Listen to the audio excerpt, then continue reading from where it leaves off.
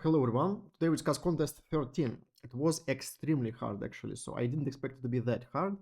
Um, um, I spent like more than 2 hours to solving these problems, and again, my last solution is still testing. I'm not sure if it will pass or not. We'll see. It will be surprise. Um, the surprise last few problems are hard, but even first problems are not that easy. So I spent a lot of time solving just first few problems, and again I made some mistakes here. So if you solve at least like 4 problems, really good for you, good for you. I don't know how you did this. If you're not cheater, it's very impressive. So you're probably much smarter than me. Um, okay, probably I'm just slow today. It also happens. I was a little bit sick, so maybe I'm just not thinking as fast as I usually do. So, but I think problems are really much harder than we usually have.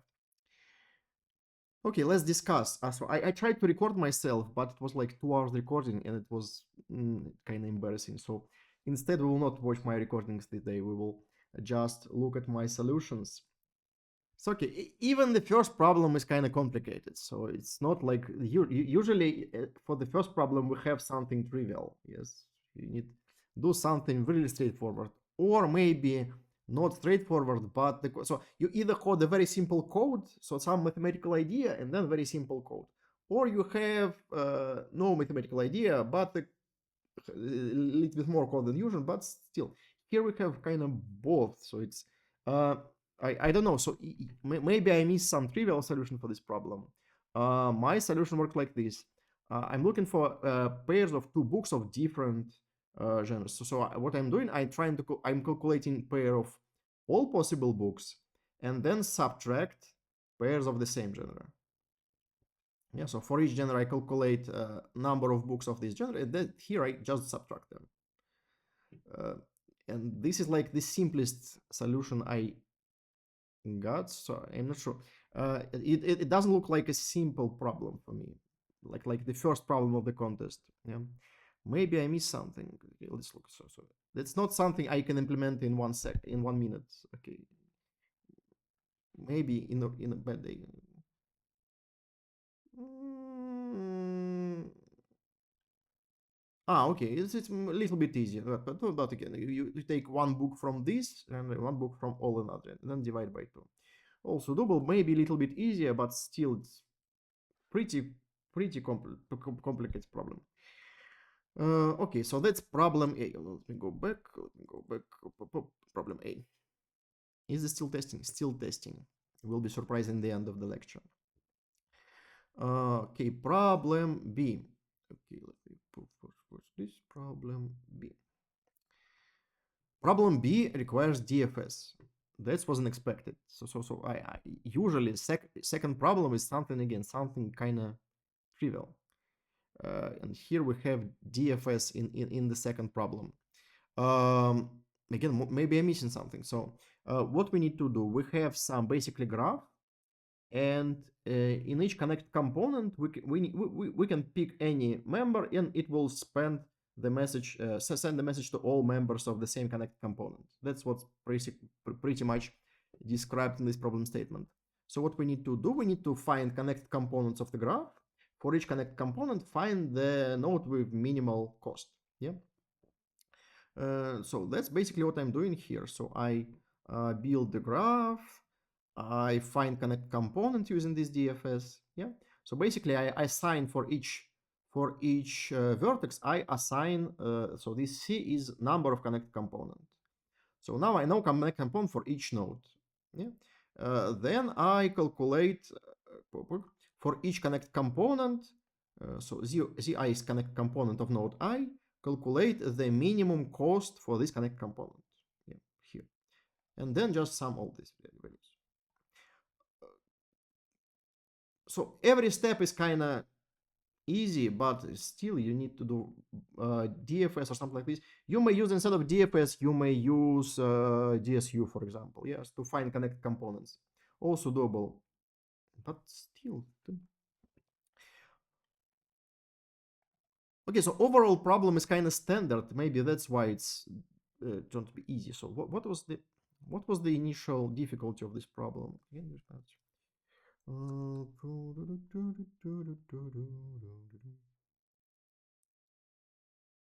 No, this one. Yes. Vova promised. Not that.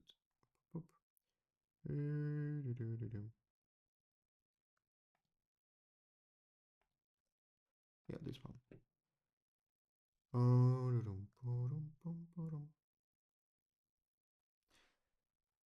So I usually pick problems on random. So I pick just random problems of the corresponding difficulty, and I tried not to read them that much before the so that I can check the difficulty later than I solve them. Yeah, it's 100. Okay, it's 1300. Yes, maybe it's a little bit too much for the second problem. Usually we have about 1000. Yes, here. Okay, not sure what was I was thinking when I composed this contest. I composed the contest a few weeks ago, and I don't remember exactly what was my idea. Maybe my idea was to make a hardest contest possible. I don't know. But still, so this is problem B. Again, overall idea is simple. Yeah. So basically, what's written here in problem statement that you need to pick element from each connected component, and you need to minimize total cost. So that's what we do. Yes, we need to find connect components. We need to find minimum in each component and calculate the sum. Yeah, so it's very standard, but just maybe not as easy as what you expect in problem B of what we usually have. Oh, it passed. Okay, it passed. Okay, so problem H passed. So we have solution for all problems. That's good. That's good. I wasn't sure I have the solution for all problems. Let's move next. Problem C. Oh, problem C is also pretty complicated. So I was thinking about making DP over submasks here. That's what I normally do. I was almost started to write DP over submasks, but then I decided, okay, it's problem C. It should be something easier. And then I implement all this code, which looks actually worse than DP over submasks. But what we have in this problem? We have numbers, and basically, okay, let me write my whiteboard. So we can take numbers if they don't have non-zero digits, yeah, in the same position. So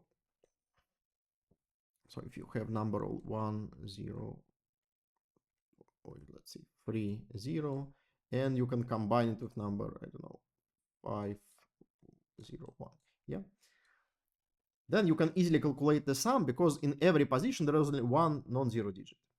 And you need to pick the maximal number of different, maximal number of elements, so you can sum any pair of them. It basically means that for every position, there is only one non-zero digit. Yeah? And you can easily see that actually digits themselves doesn't matter. So it only matters if digit is 0 or non-zero. Yeah. So instead of having some number like this, you can replace it with number like this. Yeah. Nothing will change, because you only care about if digit is 0 or non-zero. And then, so if the length of the number is n, then you have 2 power n possible combinations. And you can kind of count all these combinations and then do some DP over submasks. That's what I would normally do. Yeah. So you need to pick some subsets so they do not intersect. That's classical DP over submask problem. It can be solved in like 3 power n complexity, but again, it's problem C of the contest, which I kind of expect to be easy. So instead of doing this, I just track all simple cases. And so in this problem, we have numbers are pretty small. So you have several cases, you can just track them one by one. So what may happen? You may have 2 elements. So first you have zeros. Zeros you can add to anything. So you can always add all zeros to your result. Let's move them aside. Yeah.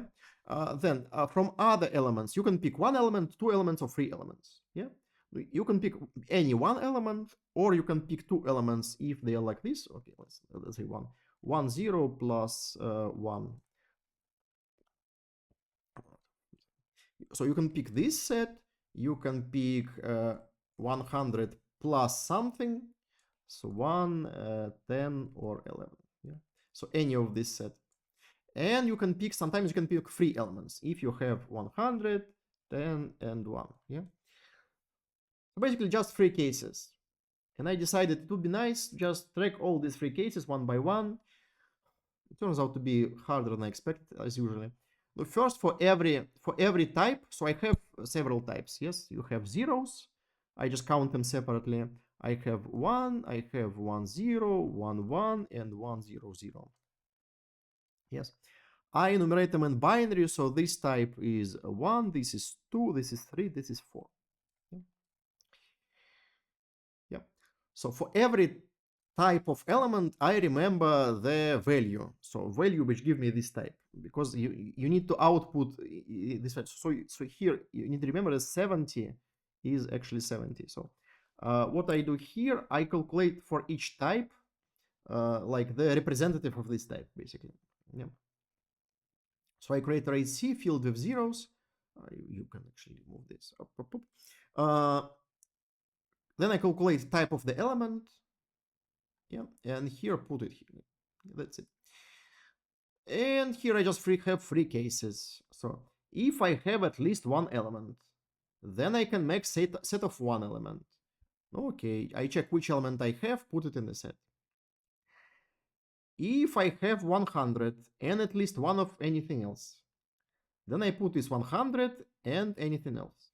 Then I have two elements. If I have 10 and 1, put them. And lastly, if I have 100, 10, and 1, I can put three elements. And then I add all the zeros and output the result. That's it. I would say overcomplicated again solution. But that's the easiest solution I can come up to. Maybe let's read your solutions actually. For this problem, I'm kind of curious. Let's do it like you.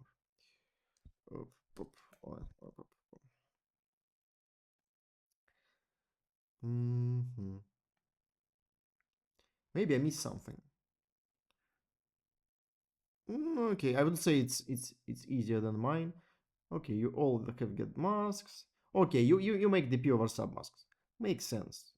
Yeah, it's much more universal solution. You don't have three cases, you just have simple DP over submasks. Makes sense. But still, it's problem 3 of this contest. Okay, let's try to find someone who doesn't implement DP over submasks.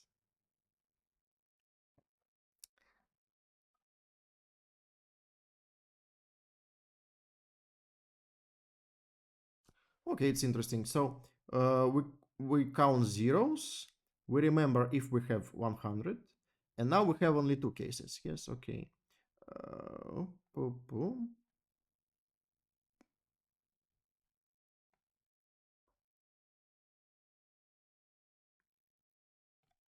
What is nums?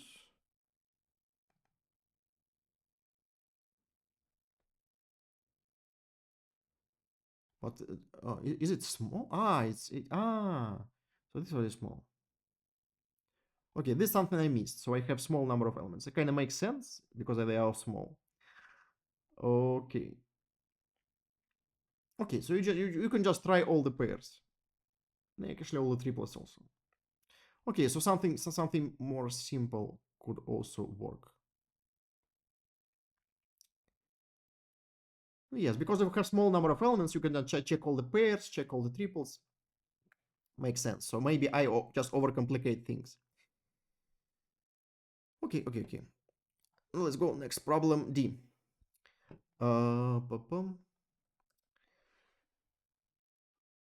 Problem D, I'm not sure. So it actually looks easier than previous problems.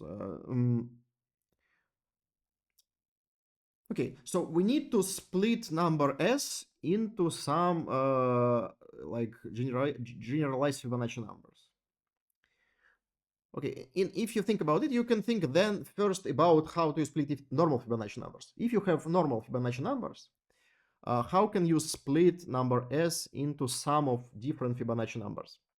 And you can easily see that it can be done using greedy algorithm. So if you just take number and try Fibonacci numbers in decreasing order and just take them one by one, you will always you will always get some some way to split the number into Fibonacci numbers. It actually happens because each number, so if you don't take the number is smaller than these Fibonacci numbers, and just by induction you can prove that if the number is smaller than the Fibonacci number, it can be split into some of the previous Fibonacci numbers. Just because how Fibonacci numbers are constructed. So basically, I believe the property is that each number is not greater than sum of all previous numbers. Yeah. Okay, let me show you.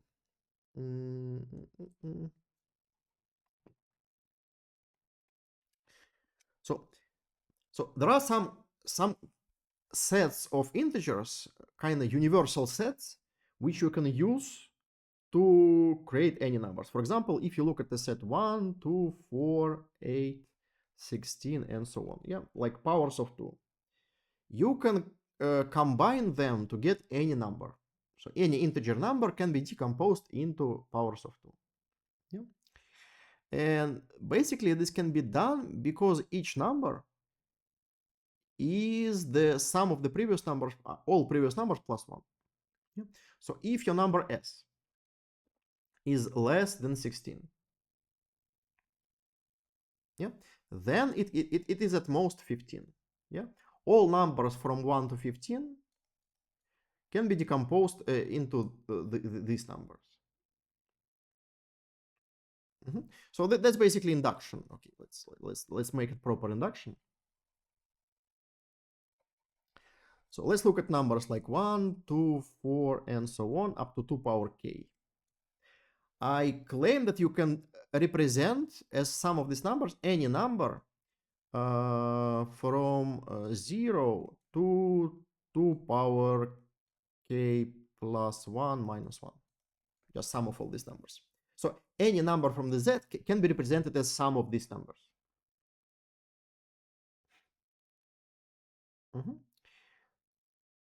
Now we will prove it by induction. So we will look at the previous number, 2 power k minus 1. Yeah. So if our number n is less than 2 power k, then we skip this number. But then by induction, we can represent this number using some of these numbers. And if n is at least 2 power k, we will subtract this 2 power k. You see? And then the maximal value of n will be 2 power k plus 1 minus 1 minus 2 power k. It's exactly 2 power k minus 1. Yeah.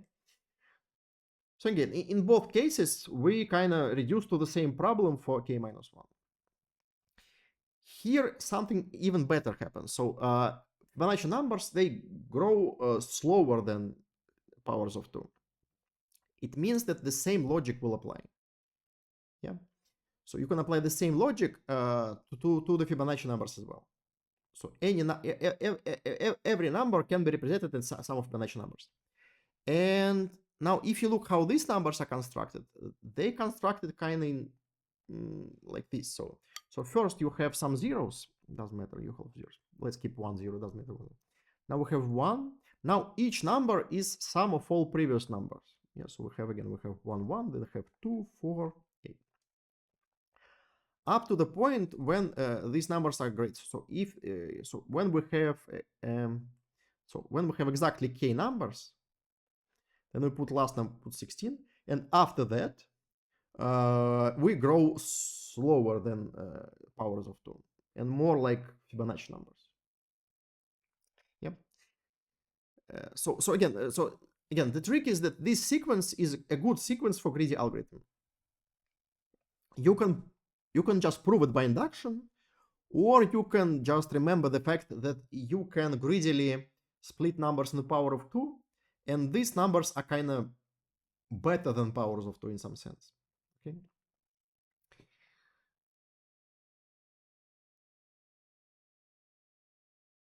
Okay. So what I was talking about. Yeah. So that's my solution. Basically, I here I generate the numbers. Yeah, just like this. I start from 0, 0, and 1. I need only 1, 0. What must be different. Here I calculate sum of previous k numbers. And so if it is already greater than s, I just stop. If not, I push it to main. So in this array f, I will put all Fibonacci numbers which are less or equal than s. And then here I just greedily find my decomposition. The one thing that tricks me that you need to have at least 2. This at least 2 kind of scared me at first. But then I said, okay, I have zeros at least. So this at least 2 doesn't make sense because I add 0 and now I have at least 2. So I have some decomposition and then a 0. So this at least 2 only to scare you. Yeah, for example, in this test, my decomposition is of 0 and 5. Yeah, also two different Fibonacci numbers. No, that's basically it. Okay. So that's problem D. Okay. We move into harder problems slowly. Can we just go? No, nope, can't. Why here? Okay. Let's open all of them. Oh. Problem E, very strange problem. Very strange problem. But I kind of like strange problems. Don't know how about you, but I kind of like strange problems.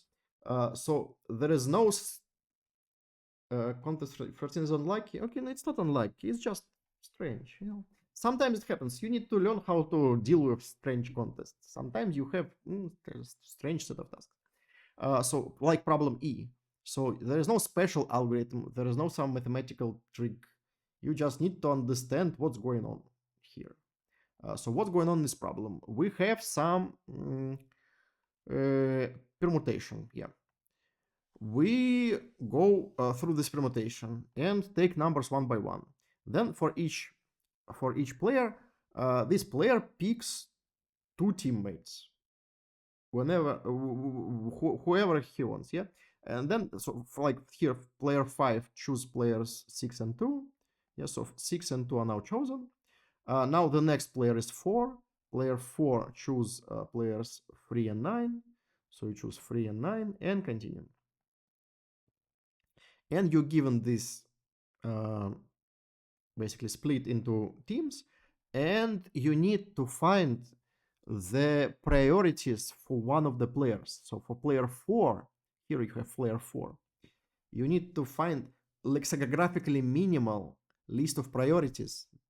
Doesn't make sense. So again, sometimes problems just doesn't make much sense, but that's what you need to solve. Yeah. So like here again, let's start. So 4, 4, 1, 2, 6, 3, 7, 8, 9.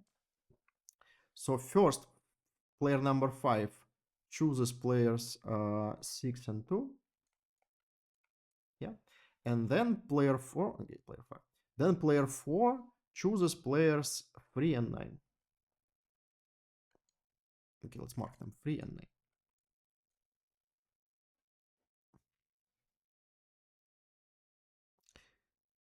Okay, and we need to find for this player 4 what was his list of priorities. Yeah. Well, there are two cases. Every player is either first in the group, so he was choosing the 2 other teammates, or it was just chosen by someone else. Yeah. So if player was chosen by someone else, like in second example here, in the second example, like player 8 was just chosen by player 1. So player 1 just chose player 6, 8. Yeah. So if player was just chosen, they may have any list of priorities. So we just pick lexicographically minimal list of priorities. Yeah. Where is it? Okay. Boom. Here. What I do here, I make a lot of pre-calculations actually. So I take my array P, calculate for each person's its position in this list. So basically strength of this person, yeah. So position of this initial list of whatever, of what? Results personal training. So position in this list of personal results. Okay. Here I just put all these into the same array for simplicity. I don't want a two-dimensional array here, so I put them in the same array. And here for every team, I find the person who was choosing. It's just the person with the highest rating, yes? So I pick the person with highest rating and put them to the first position for simplicity.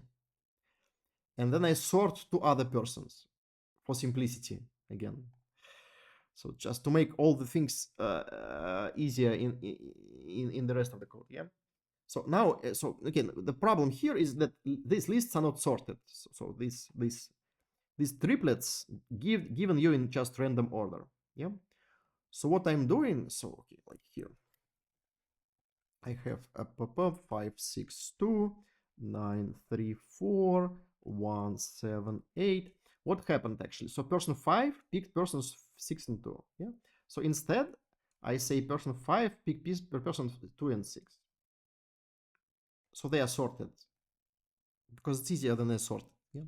And here person 4 picked these two persons. So I say person 4 picked persons 3 and 9. Yeah. So this first element is always the one who picked, and these two elements are sorted. Okay, so that's my preparation here. Here I find the position of element k. I check if the position is divisible by 3, means it is the person who was choosing. Yeah. So if it is not divisible by 3, then this person was just chosen by someone else. Yeah. Then I just write the lexicographically minimal permutation of all other elements. Boring stuff. Yes. Yeah. So okay, if this person was actually choosing, then like this person 4 was choose elements 3 and 9. Yep. So how to make lexicographically minimal list of priorities? Yeah. So this person 4. So in his list of priorities, we have 3, and somewhere we have 9. Yeah. What can we put before this 3? We can put all elements less than 3 which are already picked. Yeah. So like this person 2, it's less than 3, so it will kind of decrease lexicographically the sequence. Yeah. So we can put it here. Yeah. Then what we can put here between 3 and 9? We can put all elements less than 9 which are already picked again. Because like person 5 and 6, they are already used. Yeah. So we can put them here. Okay. 5 and 6. And then in the end, we will put everything else in sorted order because we minimize it correctly. Yeah? So that's the whole idea. So I pick, so I put all elements already used less than the first teammate, then first teammate, then all elements here less than this one, then everything else in sorted order. Now you just need to implement it. So I implemented like this. So again, I marked all elements before me as used. So before pk is position of element k. So all elements to the left, I marked as used.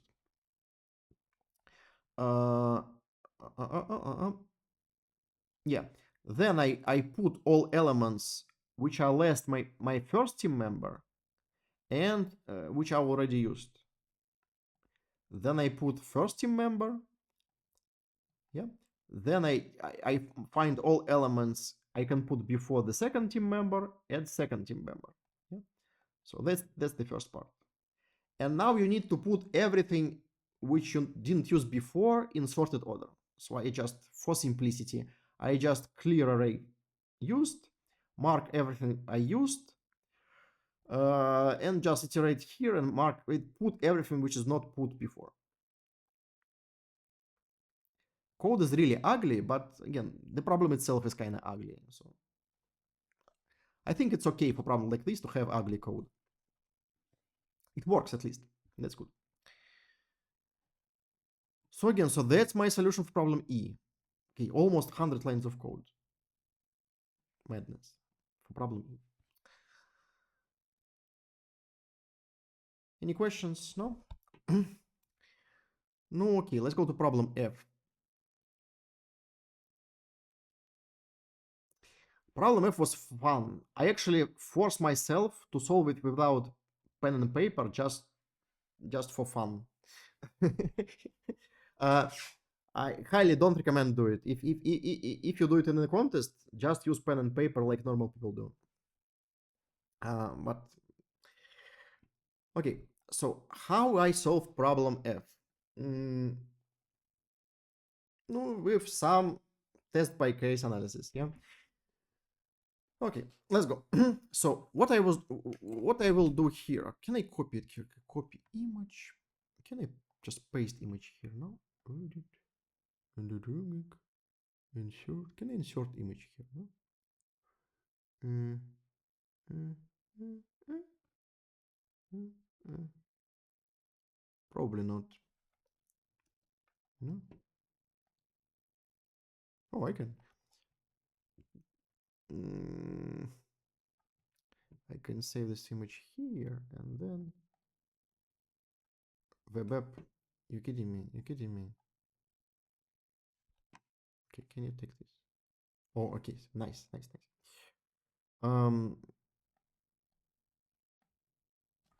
Can I? Oh. Nice, good enough because I don't want to draw this picture once again. Okay, so my idea was to count these numbers in the, so split everything into two parts. So I have this part here, here. Yeah. So with so every circle here produces some parts like this, only covered by the first disk, let's say. Yeah. And I have part here which is only parts covered by the second disk. So these parts are actually easy to count, how many of them. Yeah. Then I have something in the middle. Something in the middle I count like this. I take this, they're not disks, how to call them? How do you call this picture, which is circle with circle cut from it?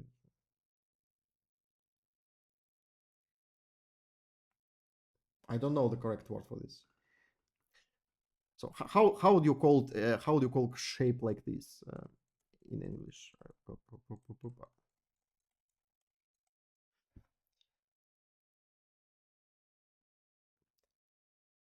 No, like this shape between two circles.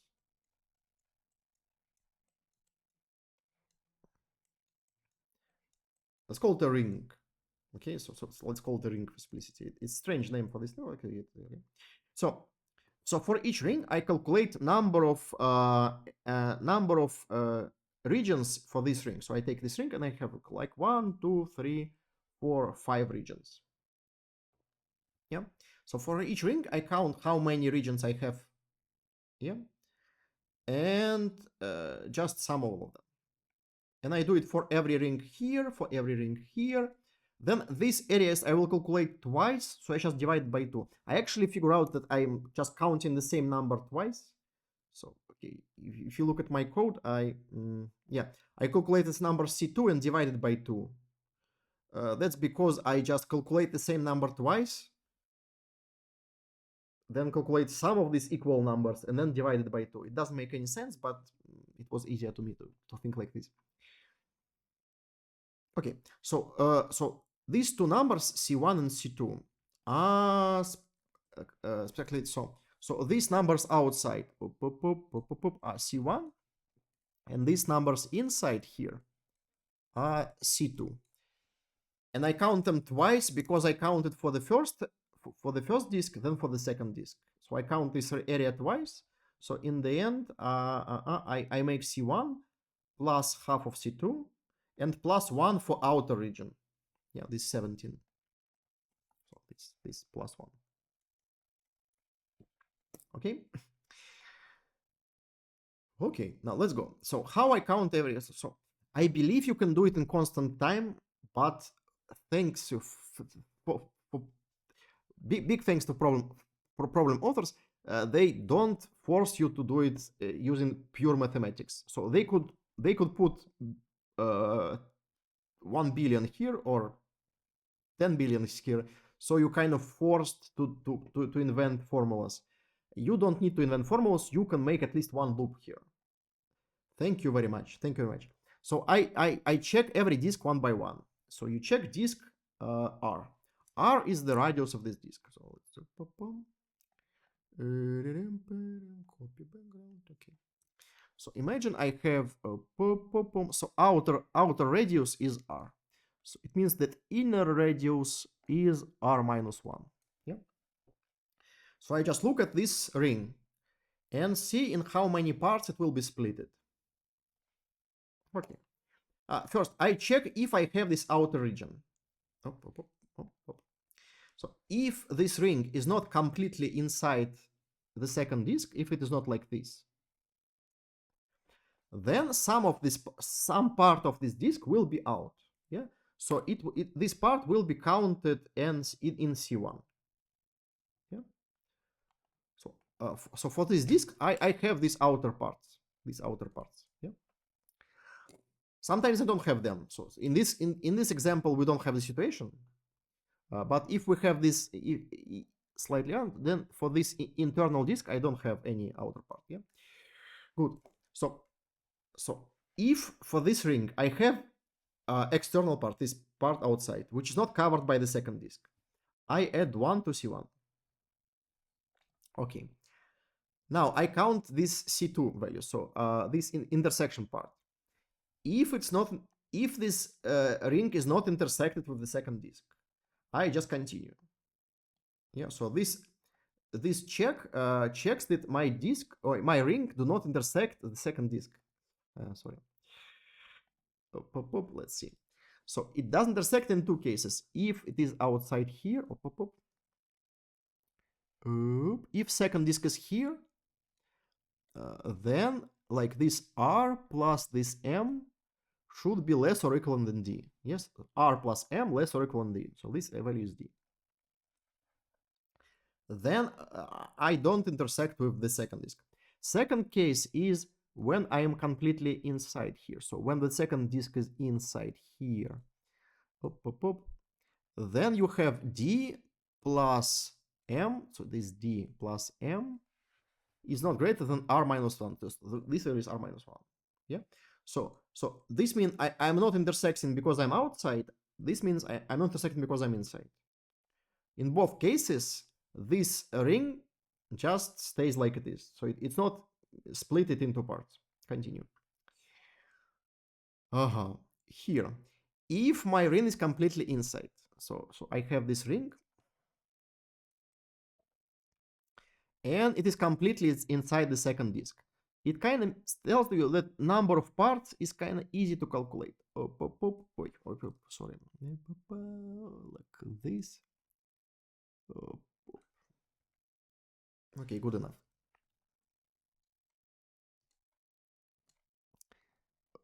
Here you touch, and here you also touch. Yep. So number of parts you split depends on number of rings you intersect. Yeah. So here you see. So I have like 1, 2, 3, 4, 5 rings intersecting me. So I will have 5 parts here and 5 parts here. But this will be joined and this will be joined. Yeah. So count how many other disks you, how many rings from the second disk you will intersect. And every disk you intersect with will give you 2 parts, except the first one and the last one. So that's what I'm doing here. I counted here. I find the minimal and the maximal ring which intersect me. Yeah. Here is number of rings which intersect my ring. Yeah. And every such ring will produce 2 components minus 2 because this will be merged and this will be merged. Okay, so this is case when I'm completely covered by the second disk. If I'm not completely covered, the formula is basically the same, but instead of R, you have M. So you have all disks. Again, oh, love this problem actually. If they give the same problem for the bigger constraints, it would be much more painful. But since you can make this one loop, actually makes the problem bearable. So okay, so pop. So again, every ring you intersect will produce 2 components, except the first one. There's only 1 component. Yeah. So I count how many rings I intersect, and I create this multiplied by 2 minus 1 component.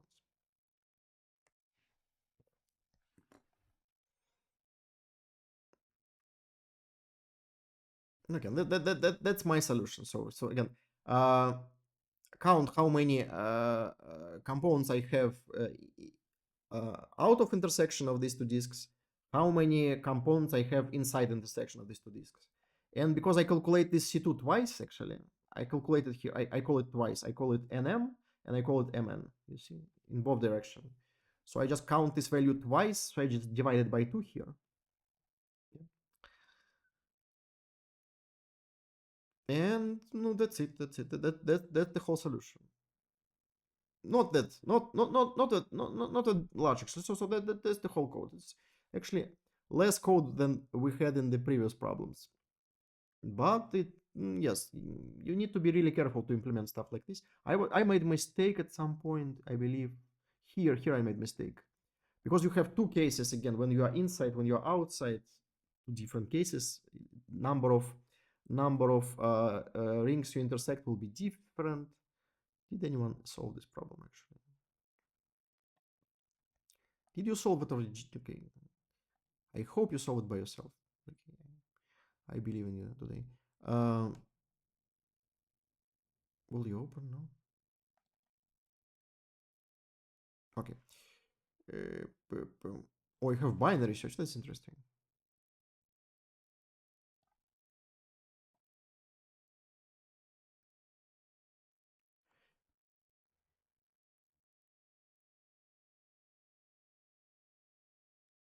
Okay, you try to all no, not I think it's binary search over radius. Yeah, it looks like this. So it's binary search over radius.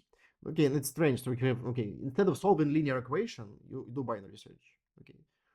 So this check is linear, you see. Okay. So you may just solve linear equation.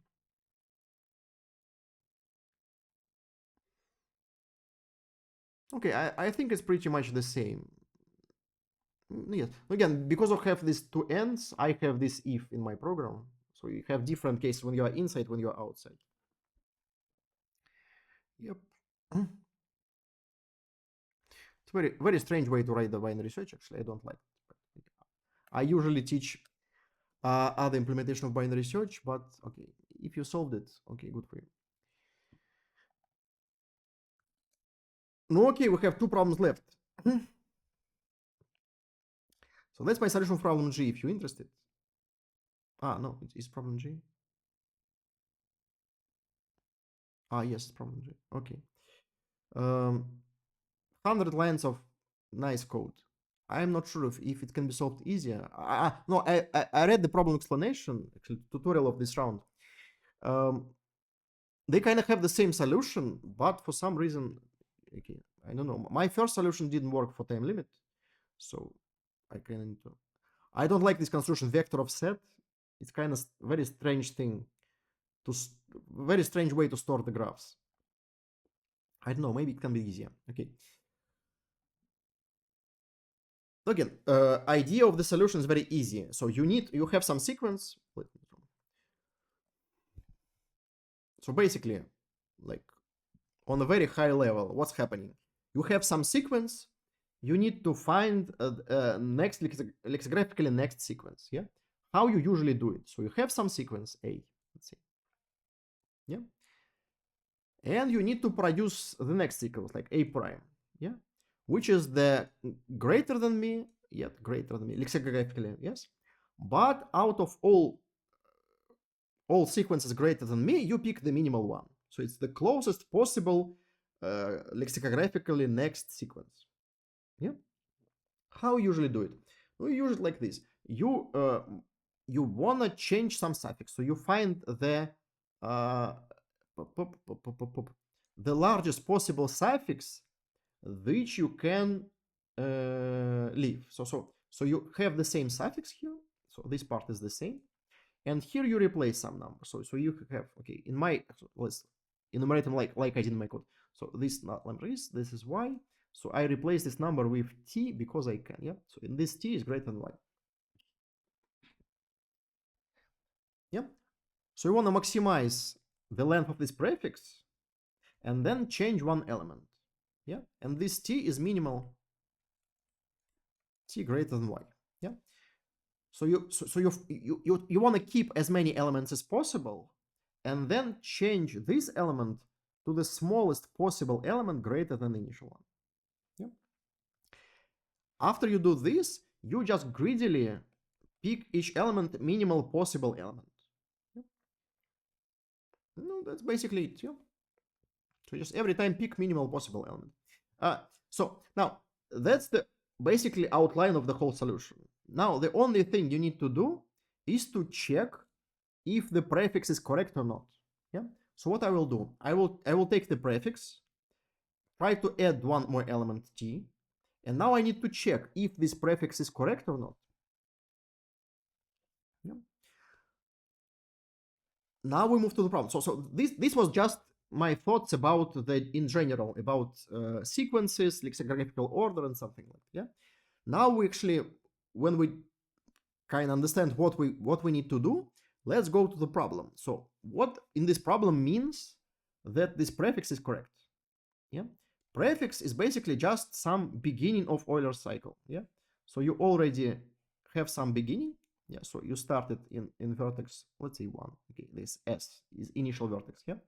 So if I added this function, I added vertex t. Yeah. I need to check if it is possible to complete my Euler cycle. Yeah. So from this point, I need to be able to finish Euler cycle. So I have Euler cycle here. It's kind of strange Euler cycle, but that's it. Yeah. It's possible to finish Euler cycle if graph is Euler. Yeah. So you need to check that all the degrees are even except these two. Actually, you don't need to check it. Yes, because of how graph is constructed, all the degrees are even. Okay. Just because your graph was constructed by some Euler cycle. So they given you some Euler cycle, so graph is definitely Euler graph. Now, the next thing you need to check is that graph is connected. That's important part, yeah? So you need to check that this node C, node T, and node S form the single connect component. So there is no some another connect component here. It's actually possible to do it like to have some connect component because, for example, if you have, let's say, graph like this, yeah, and you start from here and you go here, and then you go here, yeah, then in the remaining graph you have this component which is not connected to the rest of the graph, and then it means you cannot finish the Euler cycle because you have some connect component which is not connected to your current state. So this is your current state. Yeah. So that's what we need to check. So we need to check that we don't have any extra connect component which is not connected to the main stuff. Yeah? So that's what I'm doing here. Okay, so let's so this is the outer part. So just building next, it's graphically next sequence. Yeah. So what I'm doing, I'm going from first, I'm removing elements from the right and try to replace them. So last two elements were y and x. Yeah. I remove them. So I insert this edge to my graph. And so in my graph, I have edges which are not covered yet. Yeah. So I remove this from my current path. So I add this edge to my graph. And then I try to replace this y with something else. So I check what else I can do. I pick only elements greater than y and check if I add this t and graph stay connected. Then I actually erase from graph and move there. Okay. And break from this loop actually. So then in the end, I do the same things, but just greedily add vertices one by one. So I just take the current vertex, iterate for all possible next vertices in so they in sorted order because G is actually set. It's just a vector of sets. So it's in sorted order. So I go iterate for all vertices in sorted order, check if I can add it and graph stays connected, then I actually erase it and push it.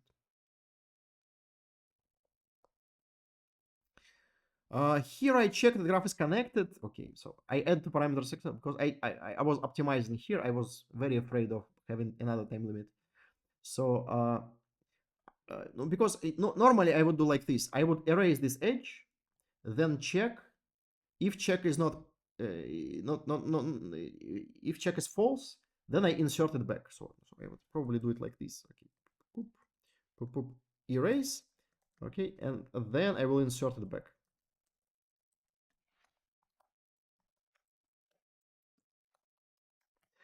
But if you do it like this, you kind of have every time you have two set operations, and I already had time limit. So I decided instead of erasing it, I just say so that this connected function check that the graph is connected if I remove this one edge. Probably overcomplications actually. You probably don't need this. Okay, that's how I implemented it. So here I have this check, you see. So I just skip this edge of this check. Yeah. So if I have edge from x to t, I just skip it. Here I just find connect components using DSU for simplicity. This simple DSU with only path compression. Usually it works fast enough. So I just take all the edges. Yes, I unite these sets, calculate sizes, because you may have extra components if they don't have any edges. So you may have isolated nodes. Yeah. So I count number of components if they are not isolated. So isolated node is okay if it is not T. Node T cannot be isolated because it's my current node. Yeah. So I need to check that I have at most one connect component with edges, and this connect component contains node T because I'm currently staying in node T. Okay, if I have more than one connect components, then okay. Now it's actually always one. Yeah, it should make resource updates. Doesn't matter. Okay, it can be zero now. Before, after I will add this. So you can do it like this actually.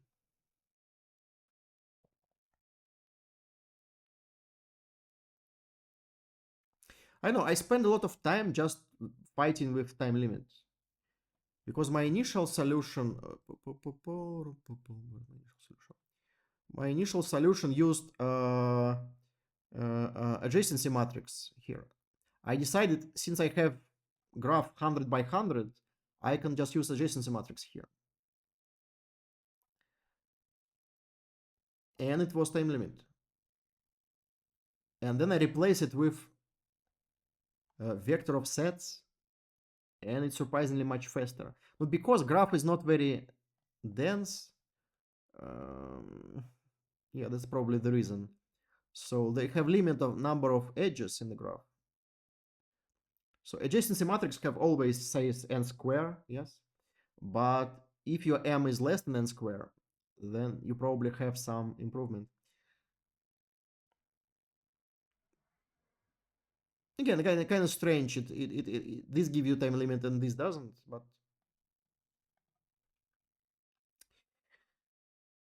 okay, so that's problem G. Clear enough? Any questions? No.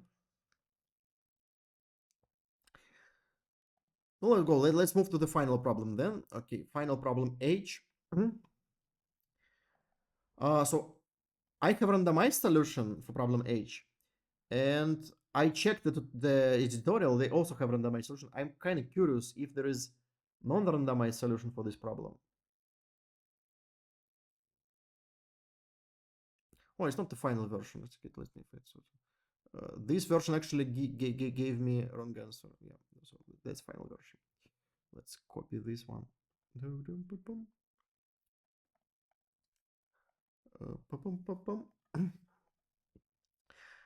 So, so what was my idea?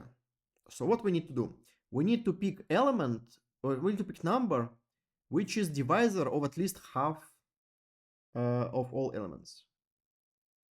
Yeah, total numbers at least half. So if I pick some random element, it will be in my set with probability 1/2. Yeah.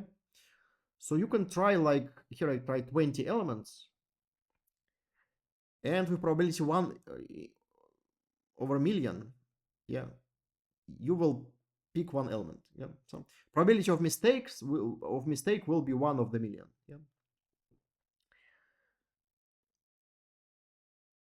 So okay, that's okay. It's sometimes it's good start of the solution. Yeah. So you think I pick this element with probability 1/2, I will succeed. Uh, the little problem is you already multiply everything by like 20. Yeah. So if you have probability 1/2, then you need kind of make at least 20 tries. Yeah. To have small probability of mistake. If you make 20 tries, you already like repeat the whole algorithm 20 times. That hurts sometimes. So I kind of try to optimize it by not repeating the same number multiple times. So I remember numbers I already used. So here I don't use them multiple times. But still, this 20 scares me every time.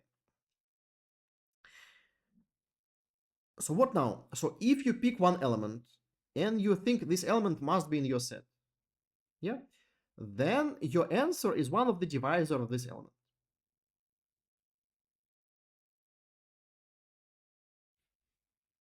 Okay, makes sense, right?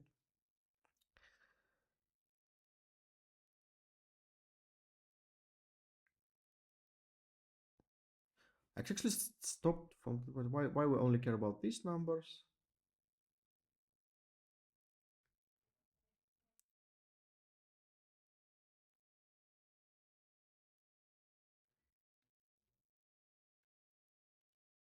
It's actually a good question. I don't understand anymore why the solution works. I don't understand anymore. So I was thinking I only care about greatest common divisor of my element and all other elements. Why is it true? Why is it true?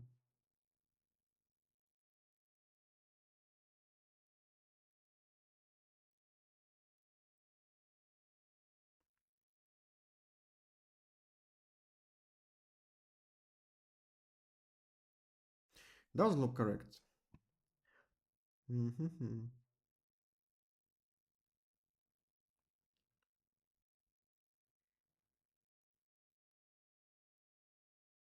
Why I only care about greatest common divisors?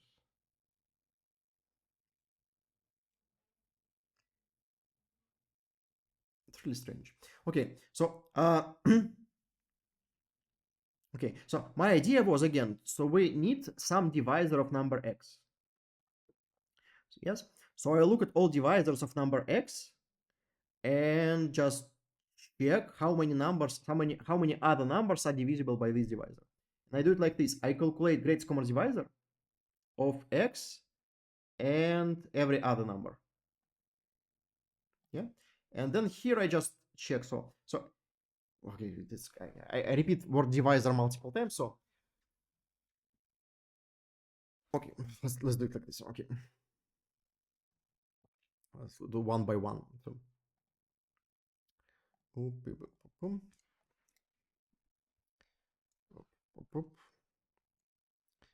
so you have array.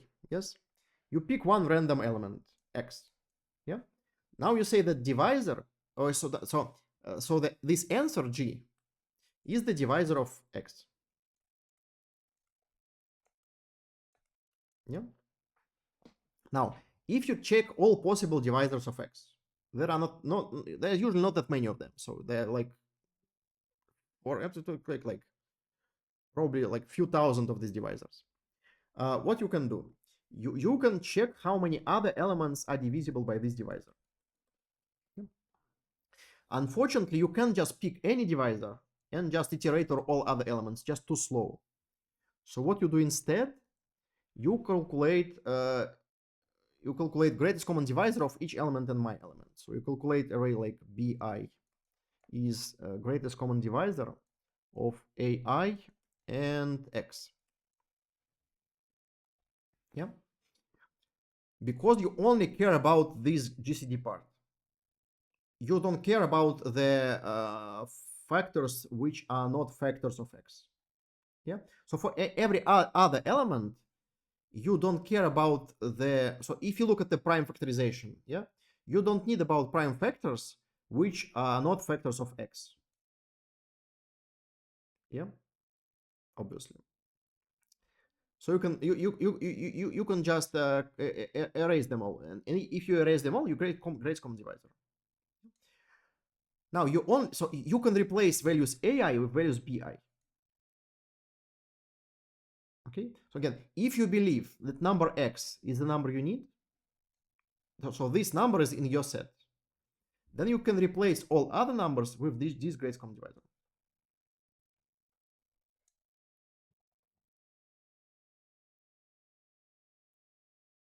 Mm-hmm. Good. Now, if you pick some divisor j, you can just check how many bi's divisible by j. And you can group these bi's by the same value. Again, there are not that many different values. So this bi also is divisor of x. Yeah. There are not that many divisors. So for number up to 10 power 12, I told you, so it's like few thousand divisors. Yeah? So instead of having array of size million, you have like few thousand possible divisors. So that's basically the main optimization. So here, yeah, here. So this map. So for every other number, I calculate this GCD and just increase this counter. So I have this map counter for each divisor. How many times I have this divisor. And here I just, okay, so I try all the divisors. So if it is already used, continue. So that's optimization. So I don't try the same divisor multiple times. And then if it's not used, I count how many other elements are divisible, divisible by this divisor. If I have at least half of elements, then I update my result.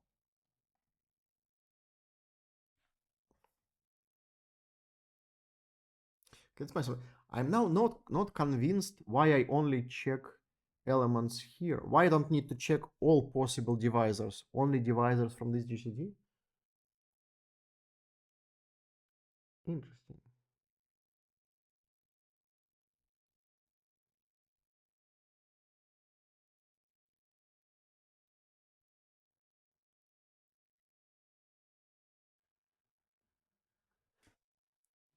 So I'm basically telling you that the answer is always GCD of some two elements. But it doesn't make sense. Why?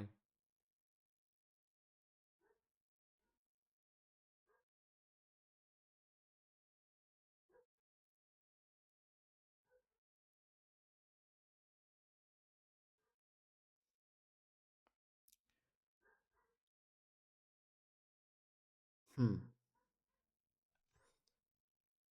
Like for example, okay, let me think.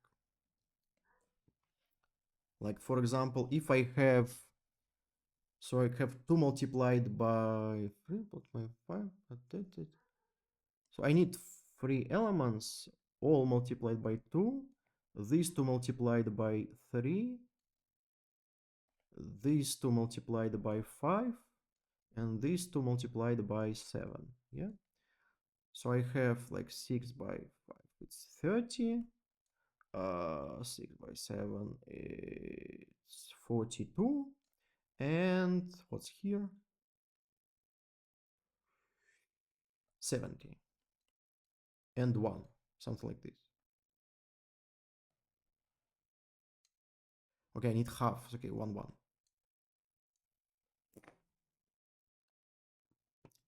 Uh,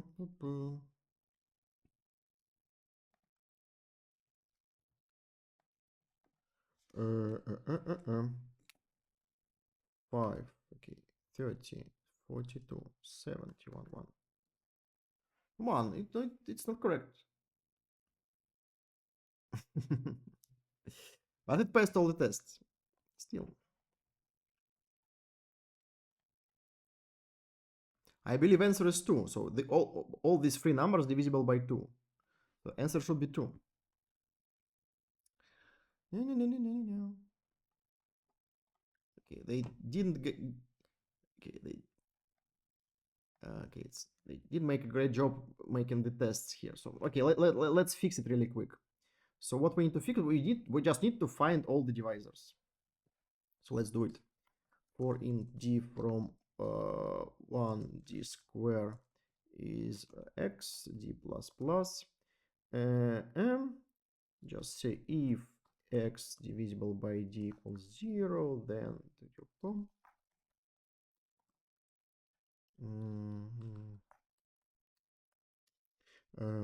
insert x and d back x okay, d. Yeah, very simple factorization. No, not factorization, just finding all divisors of them. And here.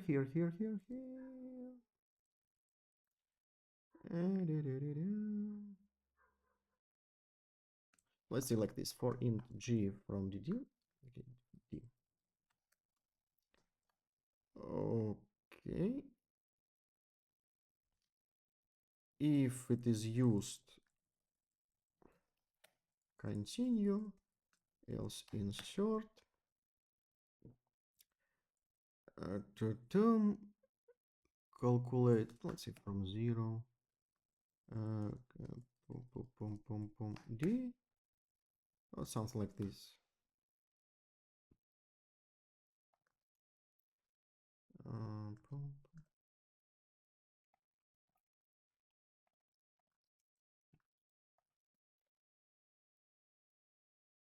What?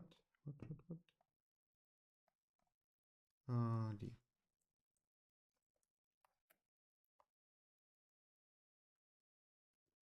Okay, let's try once again.